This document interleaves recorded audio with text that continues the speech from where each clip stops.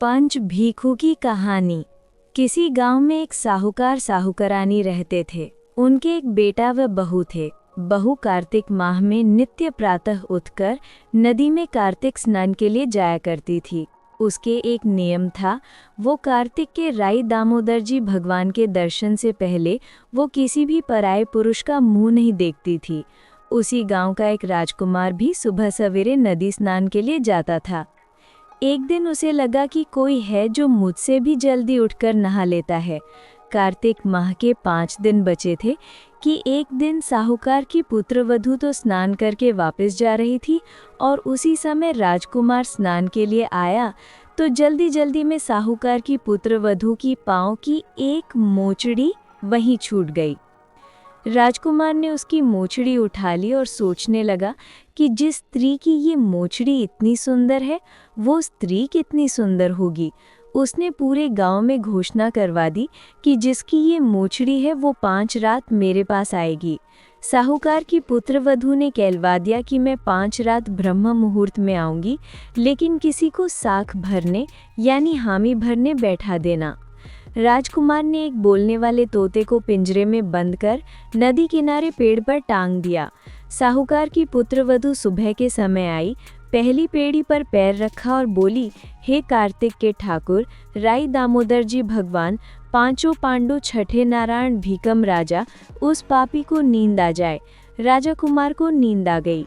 पुत्रवधू कार्तिक स्नान कर जाने लगी तो तोते से बोली, सुआ सुआ तेरे गल डालूंगी मोतिया हार, मैं पतिव्रता नार, मेरे सत की लाज रखियो, भरियो मेरी साख। सुआ ने कहा, ठीक है, मैं तेरी साख भरूंगा। वो तो कहकर चली गई। राजकुमार उठा और सुआ से पूछा, सुआ सुआ वो आई थी क्या? तो तोते ने सारी बात बतला दी। हाँ, आई थी। अब राजकुमार ने तीसरी रात को वो आंखों में मिर्ची डालकर बैठ गया। सारी रात दर्द में तड़पता रहा। साहूकार की पुत्रवधू फिर आई और प्रार्थना करने लगी, हे कार्तिक के ठाकुर, राही दामोदर जी भगवान, 5 पांडु, छठे नारायण, भीगम राजा, उस पापी को नींद आ जाए। राजा के बेटे को नींद आ गई।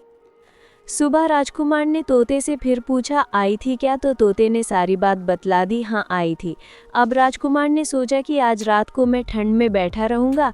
राजकुमार ठंड में सारी रात कांपता रहा और सुब्रह्म मुहूर्त में उसे नींद आ गई। साहूकार की पुत्रवधू चौथे दिन सुबह के समय आई और पहली पेड़ी पर पैर रखा और बोली, हे कार्तिक के ठाकुर, राई दामोदर जी भगवान, आपने इतने दिन मेरी लाज रखी है, आज भी रखना। उस पापी को नींद आ जाए। राजा कुमार को नींद आ गई। साहूकार की पुत्रवधू ने तोते से कहा, हे सुआ, उस पापी से कह देना मेरी मोचड़ी घर पहुंचा दे। राजकुमार हड़बड़ाकर उठा। राजकुमार ने तोते से फिर पूछा, आई थी क्या? तो तोते ने सारी बात बतला दी। हाँ, आई थी और उसने अपनी मोचड़ी मंगवाई है। राजकुमार को पतिव्रता स्त्री के सत को भंग करने का विचार करने के कारण कोढ़ हो गया। राजा जी ने राजकुमार का बहुत से वैद्यों से इलाज करवाया, परंतु कोई दवा का असर नहीं हुआ।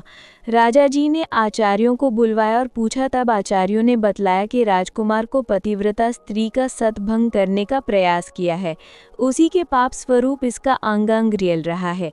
तब राजा साहूकार की पुत्रवधू को अपनी बेटी बनाया तथा उसके कार्तिक स्नान का पुण्य राजा के लड़के को दिया। उस पुण्य के प्रभाव से राजकुमार स्वस्थ हो गया तथा उसने अपने कृत्य के लिए क्षमा याचना की। राजा जी और राजकुमार ने सारी नगरी में कहलवा दिया कि सब कोई कार्तिक स्नान करे व स्त्रियों का सम्मान करे।